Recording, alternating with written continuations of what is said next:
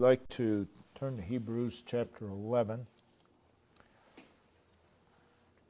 11th chapter, of course, is known as the faith chapter. It is a chapter that illustrates faith.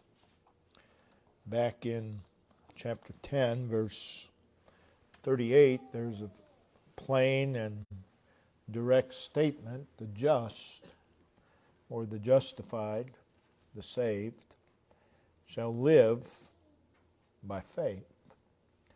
Those words are repeated in Habakkuk 2, verse 4, Romans 1:17, and Galatians chapter 3, verse 11.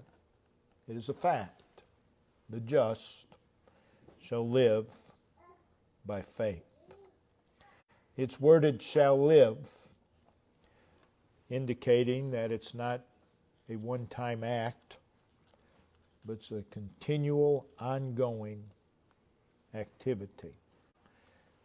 It is faith as a habit of life. The just shall live by faith. That is the root of the life that we are called to live. And the writer of Hebrews continues this thought of faith that he began in chapter 10. He continues it throughout chapter 11 and into chapter 12 when he said, looking unto Jesus.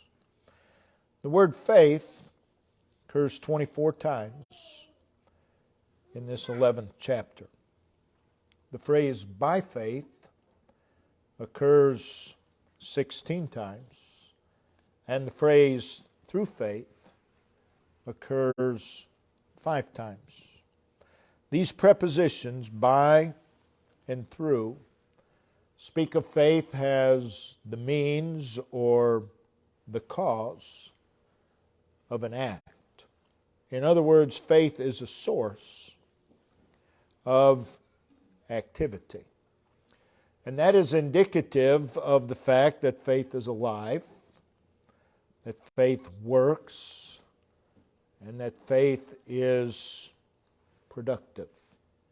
Again, by faith, through faith. Presents faith as an active, energetic, vigorous force, a fruitful force. It is a power that regulates the life of the just or the justified. Throughout the chapter, several individuals are mentioned who by and through faith did great things under extremely difficult circumstances. Throughout the chapter, we see the sacrifice of faith in Abel. We see the walk of faith in Enoch, the work of faith in Noah, the obedience of faith in Abraham, the choice and the courage of faith in Moses, and on it goes. Again, the just shall live by faith. And in this 11th chapter, we get more details concerning the life of faith. We want to look today at, take our thought from Hebrews 11, verse 8. By faith, Abraham, when he was called to go out into a place which he should have to receive for an inheritance, obeyed, and he went out, not knowing whither he went. So here our attention is brought to the faith of Abraham. What we read here goes back to Genesis chapter 12. It is referred to in Acts chapter 7 by Stephen. We want to develop the thought from the words obeyed, and he went out, not knowing whither he went. Not knowing whither he went. Our subject is not knowing why, what, where, but whom. But whom? God's people, for the most part, aren't going to do much of anything not knowing. They want to know. They want to know. They want to know what's going to happen when I get here. What's going to happen when I get here? Well, that's not faith. That's not faith. Abraham went out not knowing whither he went. That is, he left not knowing where he was going. That's what that's saying. Doesn't know where he's going. But he knows whom told him to go. That's all you and I need to know. Read it this way. By faith, Abraham obeyed, and he went out, not knowing where he was going. It reveals a wonderful characteristic about faith. So this 11th chapter speaks of faith, illustrates faith. We need to view faith in the context here, the context of the book of Hebrews. So we want to view faith through the characteristics or the context of the book of Hebrews. It's important that we consider the context of Hebrews in order to understand this faith. It's important that we have some understanding of the subject. If we're going to understand the subject of faith here in Hebrews 11, we have to know the context in which it is set. And that's the book of Hebrews. So let's just give a quick survey of the book of Hebrews. The setting of the book is that God's people are surrounded by unbelievers and their influence. We can identify. We can identify. These children of God had witnessed and were witnessing many departing from their profession of faith in Christ and returning to Judaism. In addition to this disappointment, seeing their kinsmen and people they know leaving what they are professing in Christ and going back to the old ways of Judaism. In addition to this disappointment, they were also being heavily persecuted by their own kinsmen in Rome. So due to these circumstances, there were many dangers. And that is indicated 11 times by the word lest, L-E-S-T, lest. From that word, following that word is warnings. He warns us, he says, lest, and then there's a danger. And drifting from things that they had heard was one of the dangers, that they drift. Another one of the dangers was that they would disbelieve the voice of God. Another danger was that they might come short of the promises of God. Another was that they would leave the elementary principles of God or of truth. Another would be that they would think lightly of truth. Again, you follow the word less through Hebrews and you see all of this. Another danger was that they would draw back from God, that they would faint in their minds, that they would become discouraged and spiritually drained, and that they would depart from the way of God. These were all very present and real dangers. And it is in this setting that the subject of faith is addressed. That's how you avoid these dangers. That's how you overcome. That's how you rise above these dangers. Faith. Also consider the purpose of the book. In light of their circumstances, the writer of Hebrews writes to stimulate and embolden these Hebrew believers to persevere in the life that God had called them to live. 13 times he uses the words, "let us," followed by a particular duty of the life that we are called to live. If you follow it through Hebrews, you would see, let us fear. Let us fear.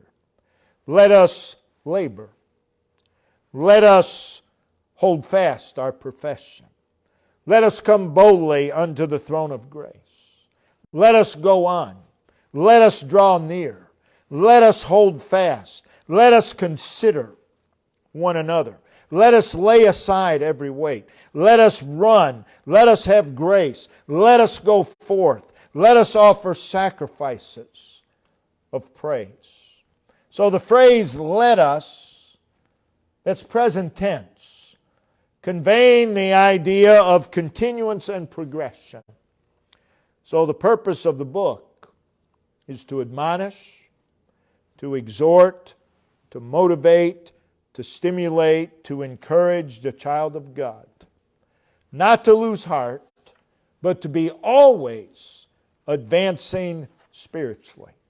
And it is in light of this purpose that the subject of faith is addressed. Then consider the theme of the book. The theme of the book is the preeminence of Jesus Christ. Christ is the main feature. Christ is the focal point of the book of Hebrews. To emphasize this, there is the repeated usage of the word better with regard to Christ. The thought is used as a motivator to keep them advancing toward Christ. If the dangers were to be overcome, the preeminence of Christ, that Christ is more, must be firmly established in their hearts. That's the theme. And in light of the theme, the subject of faith is addressed. The book reveals also the nature of the life that we are called to live. To emphasize the nature of the life that we are called to live, the writer 11 times uses the word heaven or heavenly. So we see that the theme of the life that we're called to live is Jesus Christ. The nature of this life is heavenly. It's not earthly. It's heavenly. This life that we, the saved, are called to live, being a heavenly life, necessitates faith. And it is a life that flows from faith. Again, faith is the power. Faith is the force that regulates the life that we're called to live. So with all of this in mind, leading into the 11th chapter concerning the subject of faith, there is an exhortation in chapter 10, verse 35. Cast not away therefore your confidence, which hath great recompense of reward. And then in chapter 10, verse 36, there is a declaration of need. For ye have need of patience or endurance, which is necessary to fulfill the exhortation. This is followed by verse 37, by a statement of encouragement. For yet a little while, and he that shall come will come, and will not tarry. Followed by a declaration of fact, now. Now. Now is used to draw attention to a particular statement. That particular statement being the just shall live by faith. And then the writer continues this thought of faith throughout chapter 11, where he makes use of faith by a way of encouragement to press on. Cast not away your confidence, but press on. And to do so, you must do so by and through faith. We must possess faith. Perhaps more accurately, faith must possess us. The life we are required to live, called to live, requires faith. So let's look at this faith. Faith is not merely positive thinking. Faith is not just a hunch. I have a hunch. I have a feeling. Faith is not just hoping for the best. It's more than just a feeling of optimism. Faith is optimistic, but it's not just a feeling of optimism. When we're talking about faith, we're talking about something that is supernatural. It does not come from us. It's not something that we can work up. It's not something that we can produce. It's not self-produced. It is not the product of man. And it is not the product of a religious institution. It is a faith that comes from God. The only place you'll get this faith is from God.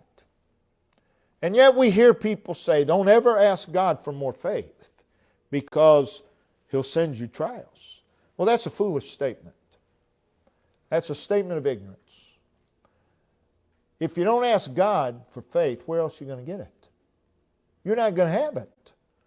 God is the giver of faith. God is the giver of faith. You can't work it up. So, here in Hebrews 11, and we've looked at this before, this faith is described by what it is. And we see that in verse 1, where it is defined in a twofold way. It says, faith is the substance of things hoped for, the evidence of things not seen. Notice two words, substance and evidence. Faith is substance and faith is evidence. Evidence. The word substance, that which is material.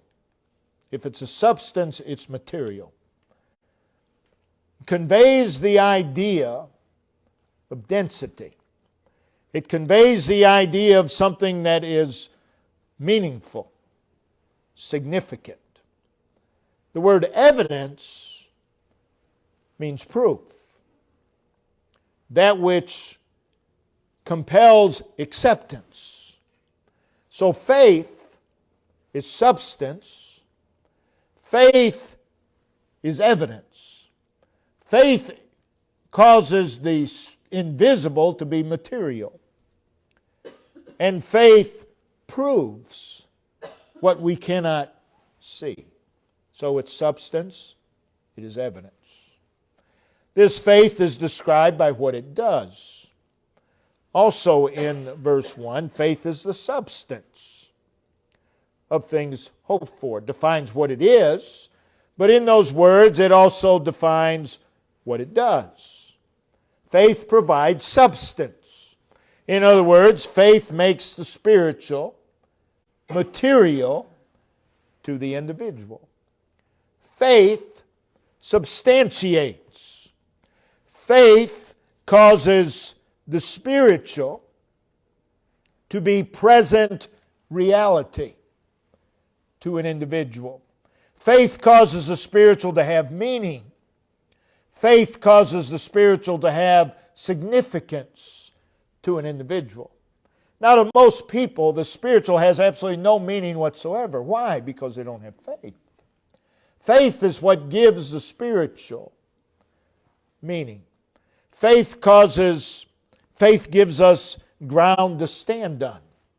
It substantiates. Faith enables one to lay hold of what otherwise they could not lay hold of. It causes you to lay hold of the invisible. Also, faith is evidence of things not seen. What does evidence do? Evidence demonstrates. It demonstrates. Faith demonstrates the invisible. So much so that one can be assured of the reality and the certainty of the invisible. Faith convinces. That's the purpose of evidence, to convince. Faith convinces. Faith gives reality to the invisible. So from these two, faith is the substance of things hoped for, the evidence of things not seen. We see that faith enables the mind to see what it otherwise would not see.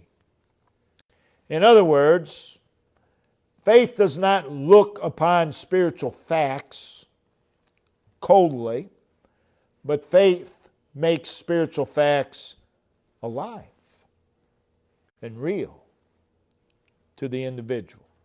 In verse 2, we read, by it, faith, the elders obtained a good report. By it, by faith, the elders obtained a good report. That is, faith caused them to be witnessed of an honorable testimony. They had a testimony by this faith. In verse 3, we read that through faith we understand. To understand is to grasp. To understand is to apprehend. To understand is to recognize and to know. Faith enables us to do that. Notice verse 6. He that cometh to God must believe. Belief is faith. So faith enables one to come to God. To come to God implies that we have a sense of His presence, and also implies that the heart and the mind is occupied with Him. That's what faith does. That's what faith does. We also see that faith will diligently, perseveringly, and with zeal seek Him. Faith pursues God. That's what faith does. Faith causes one to have a personal desire for God. How great is our desire for God? Well, it depends how great our faith is. Faith has an attraction to God. We can measure our faith by our level of attraction to God. Faith has a preference for God. Faith really is obsessed with God. So you see, by these we can, well, how much faith do I have? Faith has a passion for God. There's an enthusiasm and an appetite for God. In those words, diligently seek Him, there is a personal conviction concerning the excellency of God. What is it that gives that personal conviction? Faith. Faith. I don't have to go. I'm not criticizing. But I don't have to go to the Creation Museum to believe in creation. I don't even have to go to the Creation Museum to be stronger in my belief of creation. Faith. That comes by faith. I don't have to see it. Faith. Faith gives conviction concerning the excellency of God. Faith gives a personal determination for God. Faith is a single-mindedness toward God. Also, this faith consists of knowing God. By faith we know God. Again, our text speaks of God's call to Abraham. Genesis 12, verse 1. That's what it goes back to. Also in Acts 7, verses 2 and 3, we read, "The God of glory appeared unto our father Abraham, and said unto him," the God of glory appeared unto our father Abraham, and said unto him. So two things happened. God appeared to him, and God spoke to him. He didn't just speak, He also appeared. So, this is something more than just God speaking. It was also God appearing and speaking. The God of glory appeared unto our father Abraham and said unto him. God was a living reality to Abraham. When God appeared unto Abraham, God was real to Abraham. When God spoke to Abraham, God was real to Abraham. Now we're told in our text that Abraham obeyed and went out, not knowing whither he went. So if you were to stop Abraham's caravan and ask, "Where do you come from?" he would answer, "The land of Mesopotamia." And if you were to ask, "Where are you going?" he would say, "I don't know. I really don't know. I do know I'm going to a land that I'm going to receive as an inheritance." Well, you think this man's lost his mind. He doesn't know where he's going, but he knows he's going to a land that he's going to inherit. So next would come the question, who told you that? What are you basing that upon? And Abraham would reply, God. God told me that. If you asked him why, I don't know. If you ask him where, I don't know. But if you ask him who, he knows. God. God told me. That's all you and I need to know. Many times we don't know why. Many times we don't know what. And many times we don't know where. But we know whom. We know whom.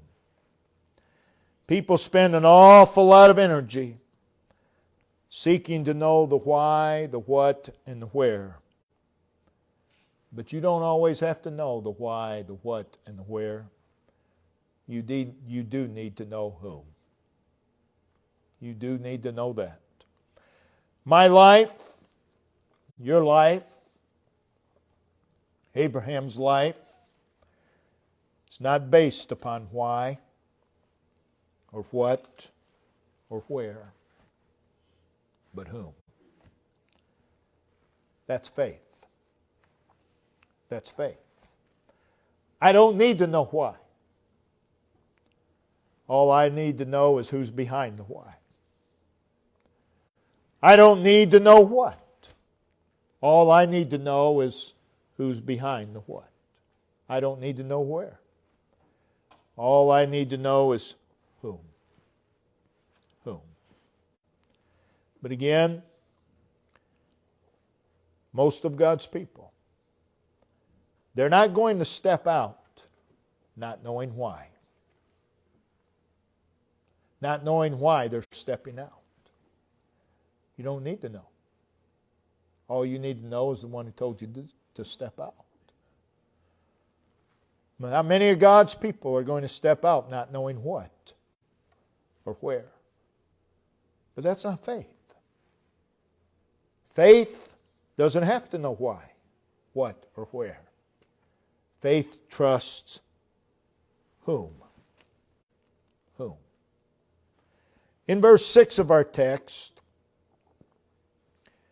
again we read, must believe, that's faith, that He is. Faith recognizes and acknowledges that God is. And based upon who God is, faith is persuaded and convinced just because of who He is. So faith has assurance in the person of God. Most of God's people, their assurance is not in God. Oh, they would tell you it is, but it isn't. Their assurance is why, what, where. That's where their assurance is. It's not really in God. But you see, that's not faith. It gets back to our message either last week or the week before. Be careful that you don't trust the provision more than you do the provider. Much of our assurance is in the provision, not the provider. God's people will boldly declare, I have full assurance in God. Do you? Full assurance in God? I doubt it. I doubt it. We have assurance in what He provides. What if He takes away what He provides? There goes your assurance. There it goes. Can't sleep. Worried to death. Why? Because your assurance has been taken away. Your assurance really wasn't in God, it's in the provision. Faith has assurance in the person of God. Paul said in 2 Timothy 1:12, I know whom I have believed, and am persuaded that He is the same as whom? Is able. People say, well, I know what I believe. Well, you ought to. But that's not the same as knowing whom you believe. Don't ever confuse the two. I know whom I have believed and am persuaded. I'm convinced. Why? Because faith is evidence. That's what faith does. It persuades that He's able. That He's able. So even if He takes away what He's provided, I know that He is able. He is able. To be persuaded, I am persuaded that He is able. To be persuaded is to have assurance and confidence. Again, people will say, I have full confidence in God. Well, I doubt that any of us have full confidence in God. But do you really have any confidence in God? Is a question that many need to be asked. What if God takes away the provision? Where's your confidence? Well, it goes with the provision. It goes out the window. Now the person can't sleep, they can't eat, they can't function because they're worried to death. because the provision has been taken away. The brook has dried up. So their confidence really wasn't in God. Their confidence is in what God did for them. There's a big difference. We are to be assured and confident in God in spite of what appears to be contrary. Faith is assurance and confidence in what we know of God. Again, we may not know why, we may not know what, we may not know where.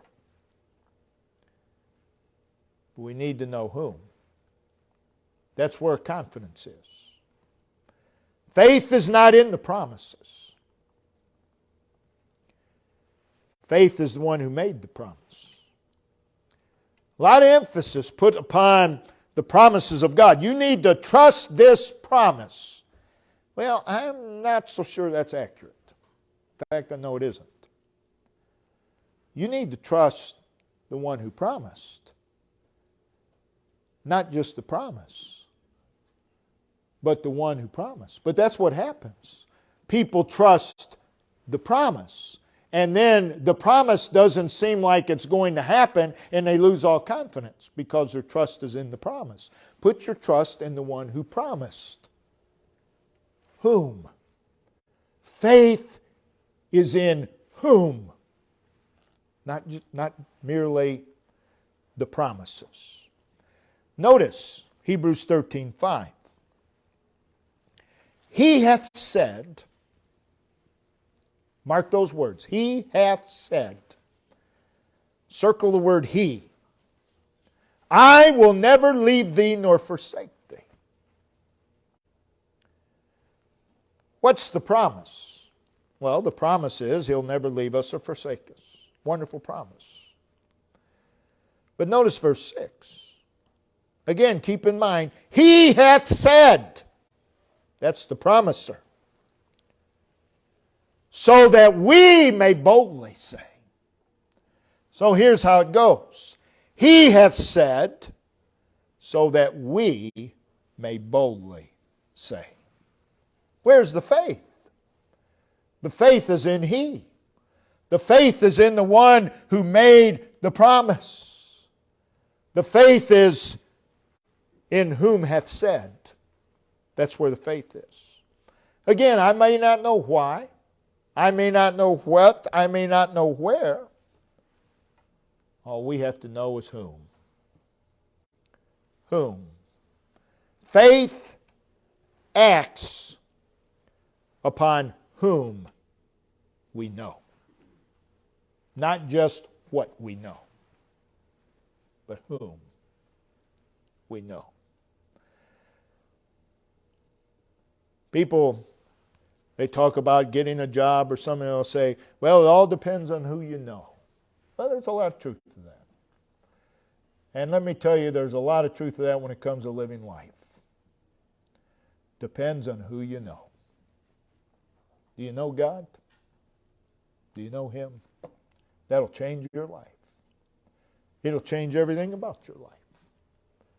Knowing whom.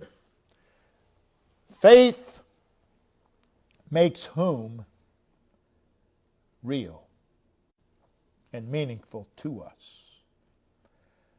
Again, we may not know why, what, or where, but do we know whom? And do we act upon whom we know? I don't have to know where I'm going if I know who told me to go. I don't have to know why if I know who told me where to go. A lot of people today out of God's will.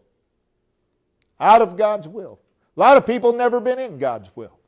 They wouldn't know God's will if it hit them in the face. They wouldn't know it.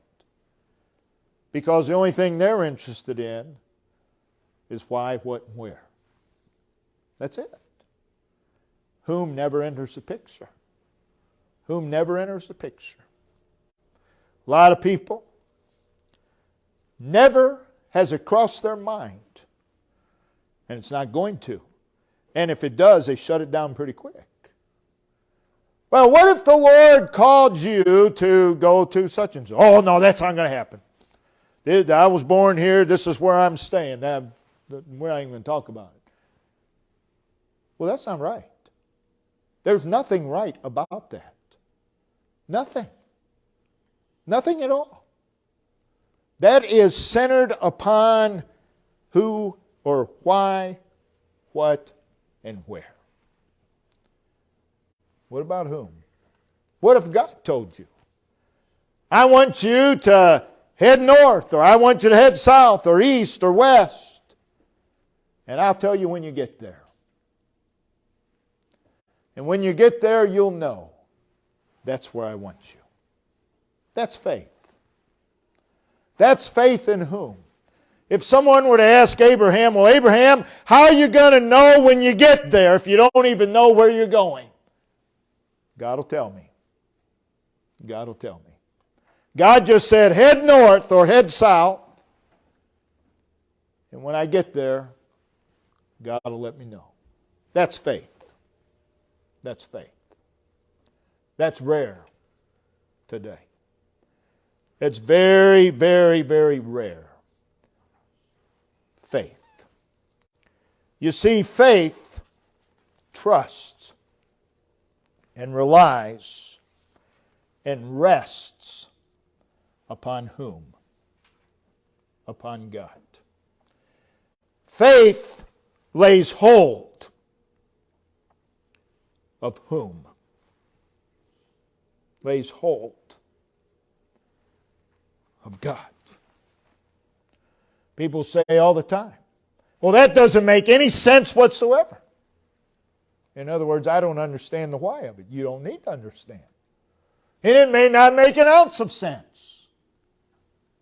But you know whom. And you act upon whom. Faith lays hold of whom? Faith sees whom? Or God. Faith knows God. Faith is convinced of God. Faith assents to whom? Faith anticipates God. Faith comes to God. Faith embraces God. Faith leans upon God. Faith relies upon God. Faith rests upon God. Well, I'll have you know, I've known since I was 8 years old what I'm going to do with my life. Well, what if you're wrong? What if God tells you something else? I'm sure Abraham had plans. But God said to Abraham, go this way. And Abraham, because he knew God, he went that way. He didn't say, but Lord, I've got plans here. Doesn't matter. It's not why, what, or where. It's whom. Faith depends upon God. Biblical faith has its basis in whom? We can give many, many examples of how God's people, generation after generation, follow instinct, follow the job, follow the money. You know, anytime there's a crime, follow the money, follow the money. There's a lot of truth to that. Look at God's people and follow the money. That's where they go. That's where they go. Back in the late 50s, early 60s, Michigan, economy was booming. I mean, the automakers are there. And all of a sudden, God's people from the east, the west, the south. The Lord's calling me to Michigan. Follow the money. Was the Lord calling them? Maybe some. But isn't it odd? When the job ended, they moved from where they knew God called them back home. Oh, isn't that strange? That has nothing to do with faith. That has nothing to do with the will of God.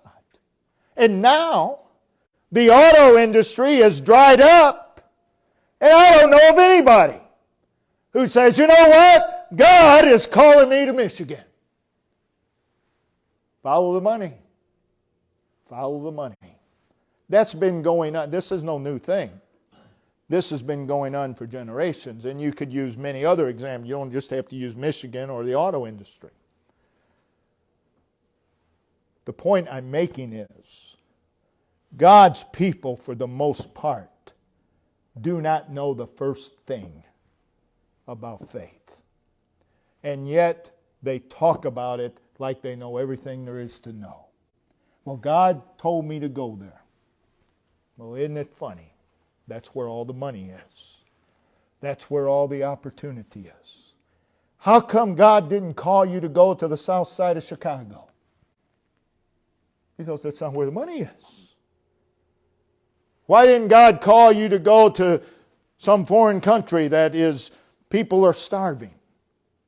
Why doesn't God call people to go there? Oh, I believe He does. But people have a strange definition of faith.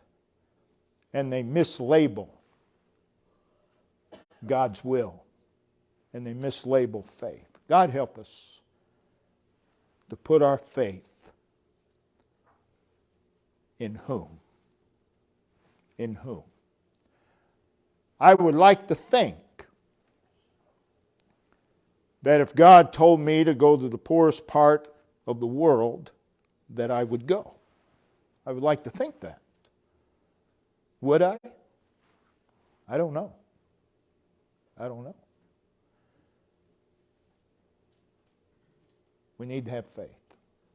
We need to trust God. Brother Ben, if you'll come and lead us verse song. Let's all stand.